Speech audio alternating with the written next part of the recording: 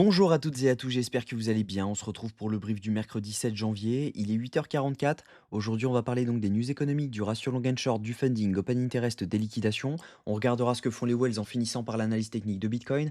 Mais avant ça, on va regarder donc ce qui s'est passé hier. Je vous avais dit qu'il était probable d'avoir un rejet sur Bitcoin, puis un rebond.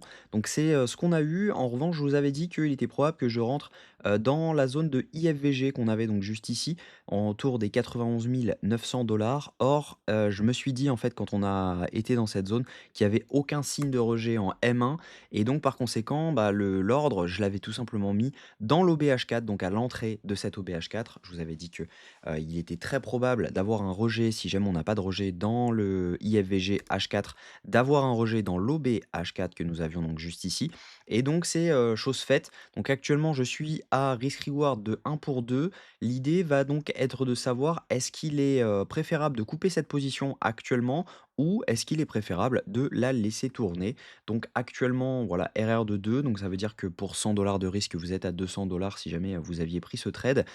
Donc actuellement, moi j'ai 1 500 de risque sur ce trade, donc plus 3 000 actuellement et l'objectif final est de venir chercher donc les 99 800 pour un RR de 13, presque RR de 13, donc 12,8.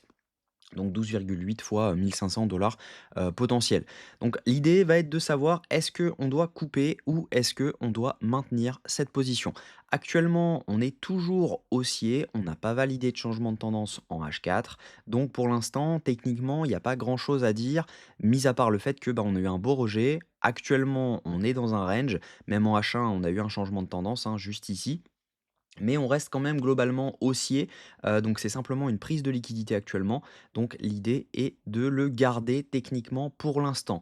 Au niveau crypto bubble, ce qu'on voit, c'est qu'on a du vert, du rouge à peu près partout, c'est normal. On a, une indécision totale sur Bitcoin, donc les alts, prennent cher et il y a les alts performants, qui reprennent des couleurs, notamment le Rain, le M, le Hype, le Pump. Donc on a des alts qui surperforment Bitcoin quand même, mais voilà, en tout cas, c'est pas une généralité actuellement. Au niveau news économique, aujourd'hui, on va avoir donc, l'indice, l'indice PMI non manufacturier de l'ISM à 16 heures. On a également les créations d'emplois dans le secteur non agricole à 14h15. On aura également le rapport IOLTS sur les nouvelles offres d'emploi à 16 heures. Donc c'est quelque chose qui est très attendu, pour savoir si on a, oui ou non, un emploi, qui est en bonne posture actuellement. Mais cette semaine, c'est surtout vendredi avec, le taux de chômage à 14h30 qui va être très intéressant. Au niveau funding open interest, ce qu'on voit, c'est qu'actuellement, c'est plutôt des longs qui sont ouverts majoritairement, juste ici. Donc on voit une hausse de l'open interest avec une hausse des funding donc dans cette zone-ci. Donc il y a pas mal de longs qui sont rentrés dans cette zone. Donc pourquoi pas venir les chercher pour les fermer et derrière pouvoir potentiellement avoir un rebond. Si jamais on a ça, ce sera plutôt clean. Donc idéalement, c'est plutôt dangereux d'être en longue actuellement puisque logiquement on devrait venir les swaps pour ensuite pouvoir repartir potentiellement. Ça ne veut pas dire qu'on repart forcément.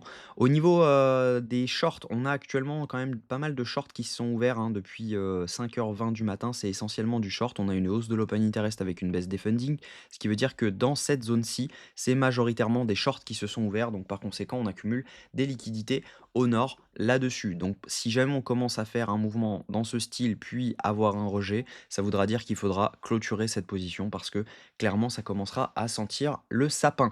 Donc actuellement on est plutôt haussier. Idéalement il faudrait vraiment faire ce genre de mouvement pour ensuite venir chercher les liquidités. Si jamais on fait ce genre de mouvement, ce sera vraiment haussier. Ça voudra dire qu'on pourra aller beaucoup plus haut.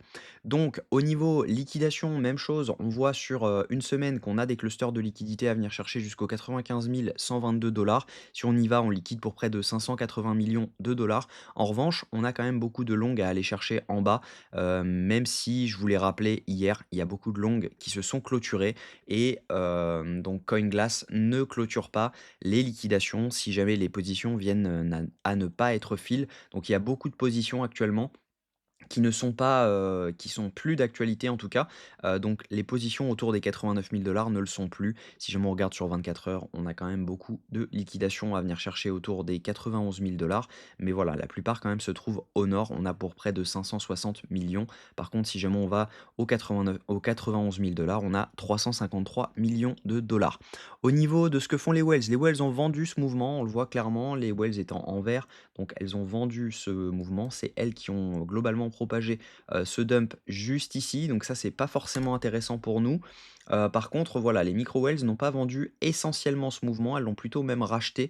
Lorsqu'on a eu, ce dump, on a eu donc un rachat, on a une enfin, on a une charte des micro whales qui coïncide parfaitement avec le prix actuellement, ce qui est plutôt bénéfique pour nous. Ça veut dire qu'il se passe pas grand-chose au niveau des contrats dérivés et que c'est le spot qui mène la danse actuellement.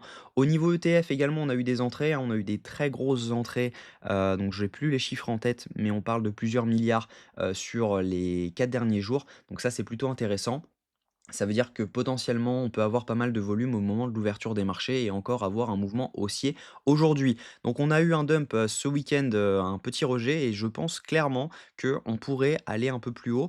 Il faudrait que les Wells rachètent les positions qu'elles ont vendues actuellement, mais pour l'instant, il n'y a pas grand-chose à dire de très bearish. Donc je pense que le mieux actuellement, c'est plutôt de ne pas clôturer cette position. En revanche, de mettre son stop loss au-dessous de la mèche qu'on a fait donc hier. Donc ça réduit le risque, donc j'étais à 1 de risque, ça réduit le risque à 0,5 sur ce trade et je pense que c'est plutôt une bonne chose de le faire. Donc je vais réduire mon risque, là-dessus à 0,5. Donc ça ne veut pas dire que je clôture la position, ça veut simplement dire que je remonte mon stop au-dessous de la mèche d'hier à 91 200 $. Donc voilà, actuellement, il n'y a pas grand-chose à faire d'autre. Il n'y a pas de longue à tenter maintenant, tout de suite, en tout cas. Peut-être que si jamais on fait un rejet de ce style-là, dans lequel on fait un rejet par ce FVG, derrière on revient juste sous cette mèche, peut-être qu'il y aura un long à tenter si jamais on passe en dessous avec un stop sous cette mèche. Mais voilà, c'est pas forcément ce qu'il y a de mieux à faire actuellement. Je pense que voilà, ce qu'il faut prioriser, c'est plutôt un long si jamais on avait un setup vraiment très clean qui se dessine, type on a donc un changement de tendance qui se dessine juste ici, un retour dans le FVG, derrière on pourrait potentiellement repartir à la hausse complètement.